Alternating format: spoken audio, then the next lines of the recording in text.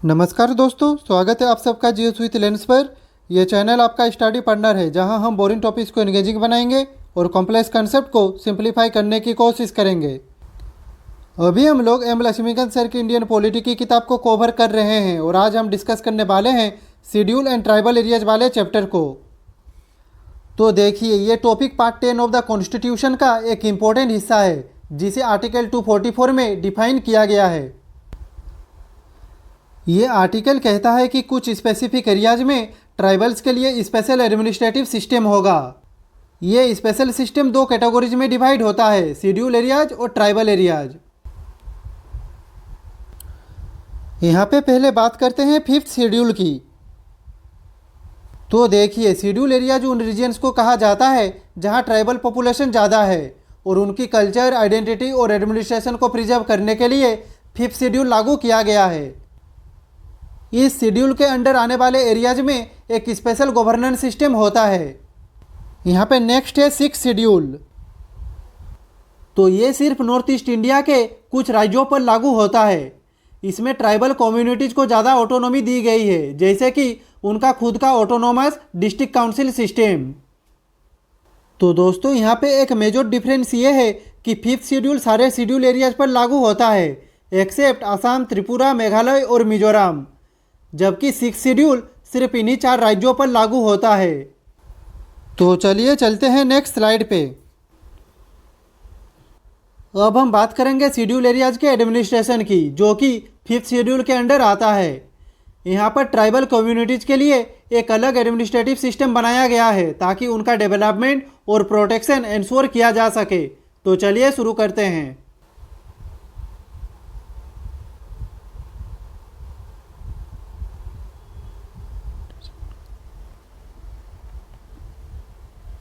सबसे पहले बात करते हैं शेड्यूल एरियाज का डिक्लेरेशन कौन करता है। तो प्रेसिडेंट ऑफ इंडिया के पास यह पावर होती है कि वो किसी एरिया को शेड्यूल एरिया डिक्लेयर कर सकते हैं। प्रेसिडेंट सिर्फ डिक्लेयर ही नहीं करते बल्कि उनके पास यह पावर भी होती है कि वो किसी शेड्यूल एरिया का एरिया बढ़ा सकते हैं, उसका बाउंड्री चेंज कर सकते हैं या फिर पूरी शेड्यूल एरिया की स्टेटस को हटा भी सकते हैं। यहाँ पे एक इम्पॉर्टेंट फैक्ट ये है कि इन सभी डिसीजन से पहले प्रेसिडेंट को उस स्टेट के गवर्नर से कंसल्ट करना पड़ता है।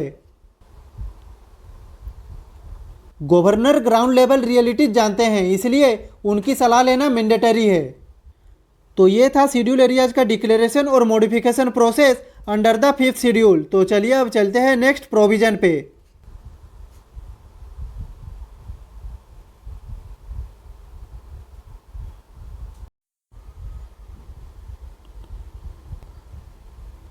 अब डिस्कस करते हैं कि शेड्यूल एरियाज में स्टेट और सेंटर के एग्जीक्यूटिव पावर्स क्या होते हैं। तो देखिए, स्टेट गवर्नमेंट के executive powers normally schedule areas में भी अप्लाई करते हैं। मतलब स्टेट की एडमिनिस्ट्रेशन वहाँ भी काम करती है जैसे किसी और हिस्सा में होती है। यहाँ पे दोस्तों एक स्पेशल ट्विस्ट है, इन एरियाज के एडमिनिस्ट्रेशन के लिए गवर्नर के पास स्पेशल रिस्पॉन्सिबिलिटी होती है। गवर्नर इन एरियाज में लॉ एंड ऑर्डर और डेवलपमेंट पर डायरेक्ट नज़र रखते हैं और ज़रूरत पड़ने पर अलग रूल्स भी रिकमेंड कर सकते हैं।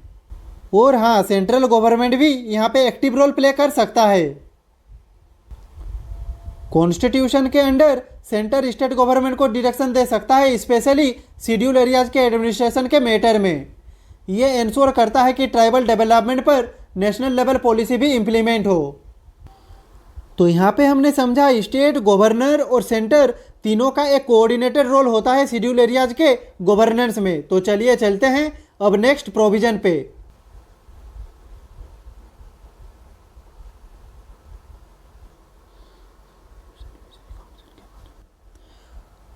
तो अब हम समझेंगे ट्राइब्स एडवाइजरी काउंसिल के बारे में। ये शेड्यूल एरियाज के ट्राइबल कम्युनिटीज़ के लिए एक बहुत ही इंपॉर्टेंट इंस्टीट्यूशन है। यहाँ पे पहला पॉइंट कहता है कि जिन स्टेट्स में शेड्यूल एरियाज है उन्हें ट्राइब्स एडवाइजरी काउंसिल बनाना जरूरी है। ये काउंसिल एक एडवाइजरी बॉडी होती है जो ट्राइबल कम्युनिटीज़ के डेवलपमेंट पर फोकस करती है। इनका मेन काम होता है ट्राइबल कम्युनिटीज़ के डेवलपमेंट से जुड़ी पॉलिसीज और लॉज पर स्टेट गवर्नमेंट को एडवाइस देना। यहाँ पे एक इम्पोर्टेंट पॉइंट ये है कि अगर किसी स्टेट में शेड्यूल एरिया तो नहीं है लेकिन शेड्यूल ट्राइब्स है, तो भी प्रेसिडेंट ऑफ इंडिया उस स्टेट को डायरेक्शन दे सकती है कि वहाँ भी ट्राइब्स एडवाइजरी काउंसिल बनाया जाए। मतलब ट्राइबल पॉपुलेशन का डेवलपमेंट हर जगह इक्वली इम्पोर्टेंट है। तो ये था ट्राइब्स एडवाइजरी काउंसिल का बेसिक फ्रेमवर्क। तो चलिए चलते हैं नेक्स्ट प्रोविजन पे।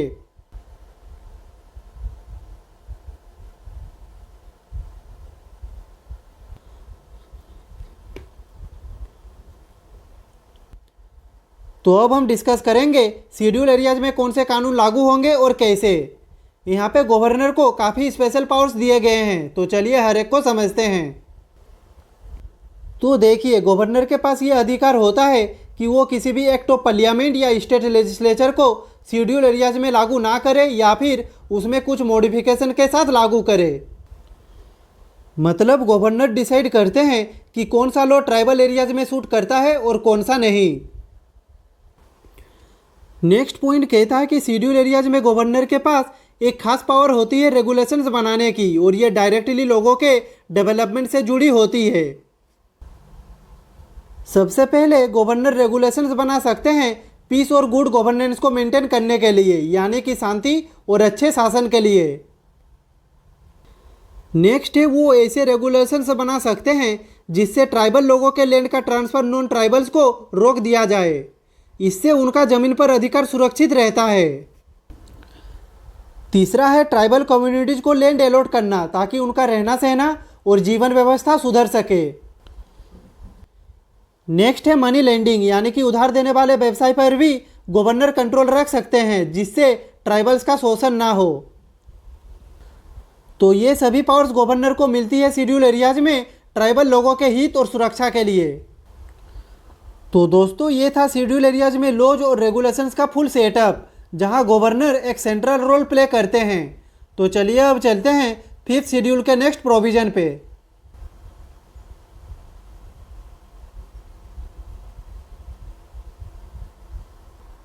तो अब हम बात करेंगे प्रेसिडेंट ऑफ इंडिया का power to appoint a commission for schedule areas के बारे में। तो देखिए, प्रेसिडेंट ऑफ इंडिया किसी भी समय एक कमीशन अपॉइंट कर सकते हैं जिसका मेन काम होता है शेड्यूल एरियाज की एडमिनिस्ट्रेशन और ट्राइबल लोगों के वेलफेयर का रिव्यू करना। ये कमीशन एक डिटेल्ड रिपोर्ट बनाता है जिसमें सजेशंस भी होते हैं। ये पावर प्रेसिडेंट को किसी भी वक्त मिलता है। जैसे ही लगता है कि शेड्यूल एरियाज की गवर्नेंस या ट्राइबल पॉलिसीज का रिव्यू जरूरी है, वो कमीशन अपॉइंट कर सकते हैं। इसका पहला हिस्टोरिकल एग्जाम्पल है देबर कमीशन, जिसे 1960 में बनाया गया था। इस कमीशन ने ट्राइबल वेलफेयर के कई क्रिटिकल इश्यूज को हाईलाइट किया था। इसका दूसरा एग्जाम्पल है दिलीप सिंह भूरिया कमीशन, जिसे 2002 में बनाया गया था। इसने अपनी फाइनल रिपोर्ट 2004 में सबमिट की थी।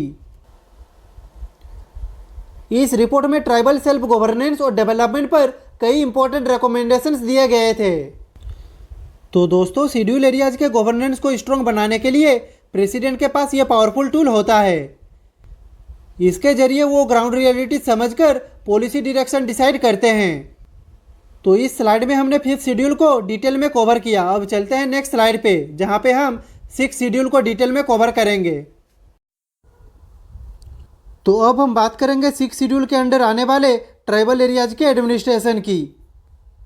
ये शेड्यूल भी कॉन्स्टिट्यूशन के पार्ट 10 में आता है, लेकिन इसका स्कोप थोड़ा अलग है फिफ्थ शेड्यूल से। तो चलिए इसे समझते हैं। तो देखिए, ये शेड्यूल सिर्फ और सिर्फ 4 नॉर्थ ईस्टर्न स्टेट्स में लागू होता है, और वो है आसाम, मेघालय, त्रिपुरा और मिजोरम। इन 4 स्टेट्स में ट्राइबल पॉपुलेशन काफ़ी सिग्निफिकेंट है।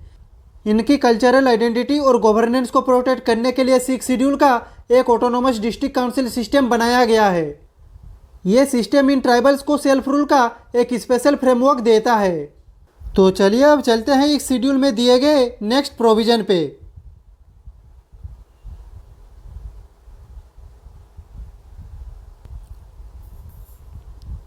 तो यहाँ पे नेक्स्ट प्रोविजन है tribal areas as autonomous district.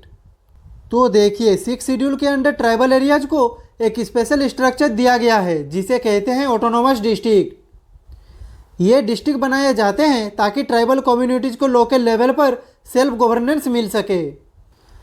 यहाँ पे पहला पॉइंट कहता है ये ऑटोनोमस डिस्ट्रिक्ट पूरी तरह से इंडिपेंडेंट नहीं होते, इनका ओवरऑल कंट्रोल स्टेट के गवर्नर के पास होता है। गवर्नर के पास यह भी पावर होती है कि वो इन ऑटोनोमस डिस्ट्रिक्ट का रीऑर्गेनाइजेशन कर सकते हैं। इसका मतलब वो किसी डिस्ट्रिक्ट का एरिया बढ़ा या घटा सकते हैं, उसका बाउंड्रीज चेंज कर सकते हैं, या फिर किसी एग्जिस्टिंग रीजियन को अलग ऑटोनोमस डिस्ट्रिक्ट में कन्वर्ट भी कर सकते हैं। तो दोस्तों यहाँ पे गवर्नर का रोल एक सुपरवाइजर और रीऑर्गेनाइजर का होता है, जिससे ट्राइबल एरियाज की गवर्नेंस फ्लेक्सिबल और इफेक्टिव बनी रहे। तो चलिए चलते हैं इस शेड्यूल के नेक्स्ट प्रोविजन पे।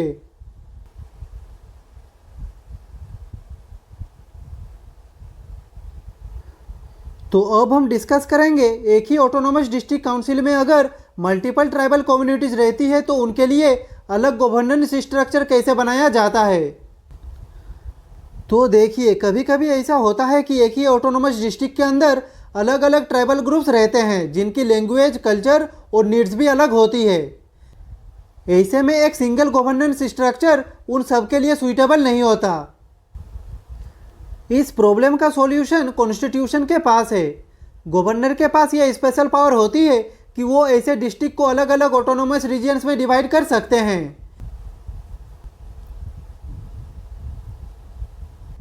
यानी हर मेजर ट्राइब को अपना ऑटोनोमस रीजन मिल सकता है जहां वो अपनी लोकल नीड्स के हिसाब से काम कर सकते हैं। इस प्रोविजन का मेन मकसद है बेटर लोकल गवर्नेंस और ट्राइबल आइडेंटिटी का प्रोटेक्शन। तो दोस्तों यहाँ भी गवर्नर एक की रोल प्ले करते हैं जिससे ट्राइबल ग्रुप्स को प्रॉपर रिप्रेजेंटेशन और ऑटोनॉमी मिल सके। तो चलिए चलते हैं नेक्स्ट प्रोविजन पे।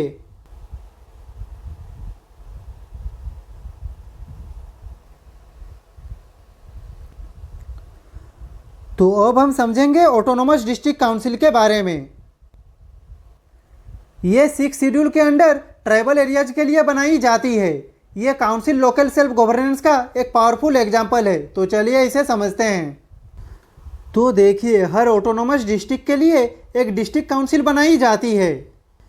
ये काउंसिल ट्राइबल कम्युनिटी के लिए लोकल लेवल डिसीजंस लेती है और इसे ट्राइबल लोगों का अपना मिनी गवर्नमेंट भी कहा जाता है। यहाँ पे टोटल 30 मेंबर्स होते हैं, जहाँ पे 4 को गवर्नर नॉमिनेट करते हैं, जबकि 26 मेंबर्स को ट्राइबल पॉपुलेशन के द्वारा इलेक्ट किया जाता है। इनका टर्म भी 5 साल का होता है, बिल्कुल स्टेट लेजिस्लेटिव असेंबली जैसे। नेक्स्ट पॉइंट कहता है कि ये डिस्ट्रिक्ट काउंसिल काफ़ी सारे लोकल मैटर्स हैंडल करते हैं, जैसे प्राइमरी स्कूल्स चलाना, लोकल मार्केट्स का रेगुलेशन, फिशरीज का डेवलपमेंट, डिस्पेंसरीज और हेल्थ सर्विसेज, लोकल रोड्स का कंस्ट्रक्शन और मेंटेनेंस।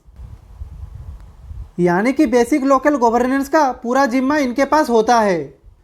तो दोस्तों, ये काउंसिल ट्राइबल एरियाज के लोगों को सेल्फ रूल का रियल एक्सपीरियंस देती है, जहां वो अपने लिए खुद फैसला लेते हैं। तो चलिए चलते हैं नेक्स्ट प्रोविजन पे।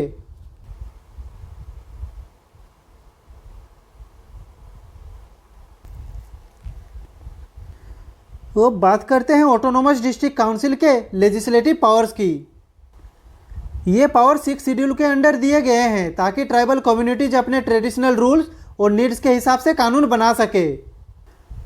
इन काउंसिल्स के पास अथॉरिटी होती है कि ये ट्राइबल एरियाज के स्पेसिफिक मैटर्स पर कानून बना सके। ये लॉज उन टॉपिक्स पर होते हैं जो डायरेक्टली उनकी ज़िंदगी और कल्चर से जुड़े होते हैं। कानून बनाने के एरियाज में जो सब्जेक्ट शामिल हैं वो है लैंड, फॉरेस्ट, शिफ्टिंग कल्टीवेशन और विलेज एडमिनिस्ट्रेशन। इनके अलावा काउंसिल्स सोशल कस्टम्स पर भी कानून बना सकती है, जैसे मैरिज, डाइवोर्स या फिर इनहेरिटेंस। ये सब टॉपिक्स ट्राइबल ट्रेडिशंस के लिए काफ़ी इम्पोर्टेंट होते हैं। यहाँ पे एक इम्पोर्टेंट पॉइंट ये है कि इन सब कानून को फाइनल अप्रूवल तब मिलता है जब गवर्नर उन्हें एसेंट देते हैं। बिना गवर्नर की परमिशन के ये लॉज एनफोर्स नहीं किए जा सकते। तो दोस्तों, यहाँ पे हमने समझा ऑटोनोमस काउंसिल्स को लेजिस्लेटिव पावर्स मिलती है ताकि ट्राइबल कम्युनिटीज अपने परंपराओं और ज़रूरत के मुताबिक अपना कानून बना सके। तो चलिए चलते हैं अब नेक्स्ट प्रोविज़न पे।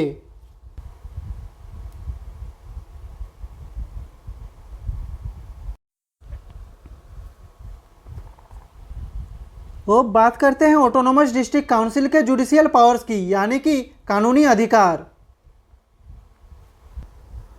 तो देखिए, ये काउंसिल ट्राइबल लोगों के लिए अपने एरिया में कोर्ट्स बना सकती है। ये उनके कस्टम्स और ट्रेडिशंस के मुताबिक जस्टिस देने का काम करती है, यानी ट्राइबल कम्युनिटीज के लिए अलग न्यायिक व्यवस्था होती है। लेकिन इन कोर्ट्स की जुरिस्डिक्शन, यानी किस टाइप के केसेज ये हैंडल कर सकती है, ये गवर्नर डिसाइड करते हैं। गवर्नर ही तय करते हैं कि काउंसिल कोर्ट का अथॉरिटी किस हद तक होगा। वो बात करते हैं डिस्ट्रिक्ट काउंसिल के द्वारा बनाए गए रेगुलेशंस की। तो देखिए, काउंसिल्स कुछ स्पेसिफिक एरियाज में रूल्स और रेगुलेशंस बनाने का अधिकार रखती है, लेकिन याद रहे ये सभी रेगुलेशंस गवर्नर के अप्रूवल के बाद ही वैलिड होते हैं। बिना गवर्नर की एसेंट के ये रूल्स एनफोर्स नहीं किए जा सकते। एक इम्पोर्टेंट पावर यह भी है कि डिस्ट्रिक्ट काउंसिल नॉन ट्राइबल्स के द्वारा किए जाने वाले मनी लेंडिंग और ट्रेडिंग को कंट्रोल कर सकती है। इसका मकसद ट्राइबल कम्युनिटीज को एक्सप्लॉयटेशन से बचाना है। तो दोस्तों, ऑटोनोमस डिस्ट्रिक्ट काउंसिल के पास जुडिशियरी और रेगुलेटरी पावर्स दोनों होते हैं, ताकि वो अपने ट्राइबल एरिया का विकास और सुरक्षा कर सके। तो चलिए चलते हैं नेक्स्ट प्रोविजन पे।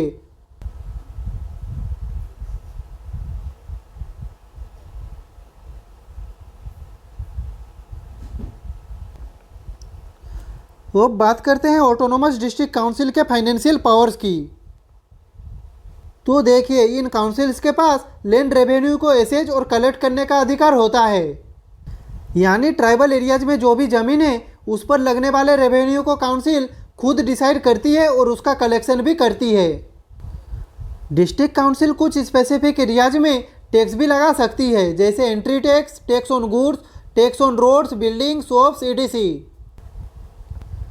इसका यूज ट्राइबल एरिया के डेवलपमेंट वर्क्स में किया जाता है। अब बात करते हैं एक इम्पोर्टेंट कॉन्स्टिट्यूशनल प्रोटेक्शन की।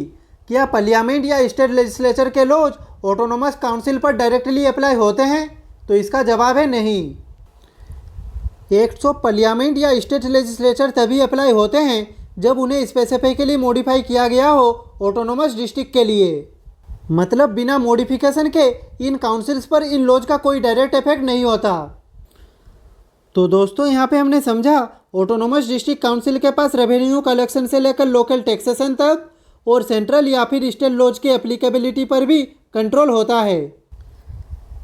ये काउंसिल्स ट्राइबल एरियाज को ट्रूली सेल्फ गवर्न और फाइनेंशियली एम्पावर्ड बनाती है। तो चलिए चलते हैं नेक्स्ट प्रोविजन पे।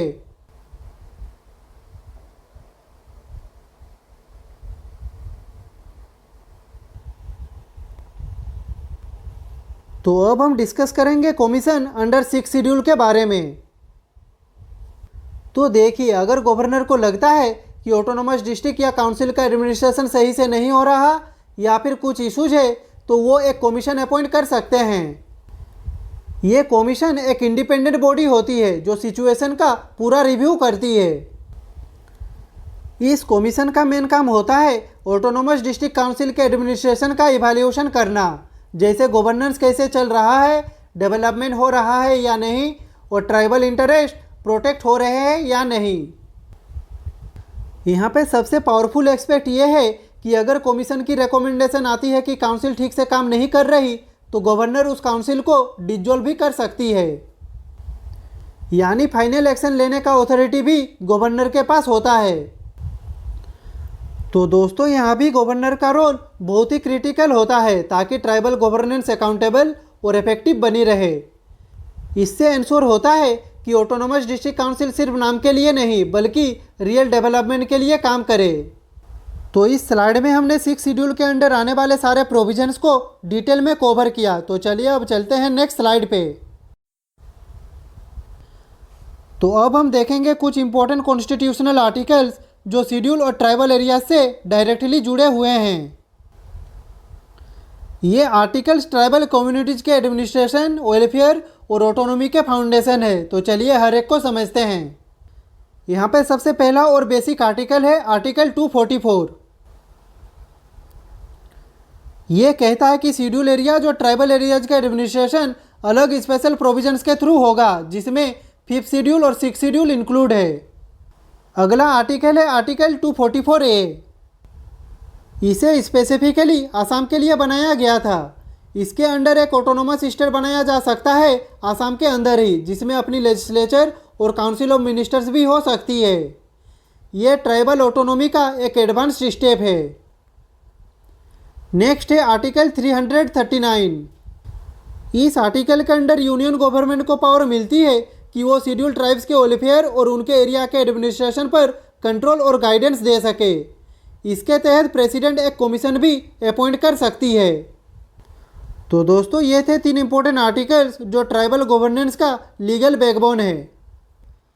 तो दोस्तों यहाँ पे हम लोगों का ये वाला चैप्टर ख़त्म होता है। नेक्स्ट वीडियो पे हम इस चैप्टर से रिलेटेड MCQ लेके आएंगे।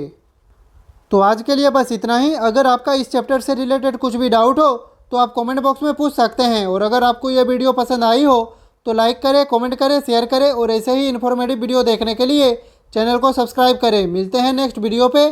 तब तक के लिए खुश रहिए, स्वस्थ रहिए। जय हिंद, वंदे मातरम, भारत माता की जय।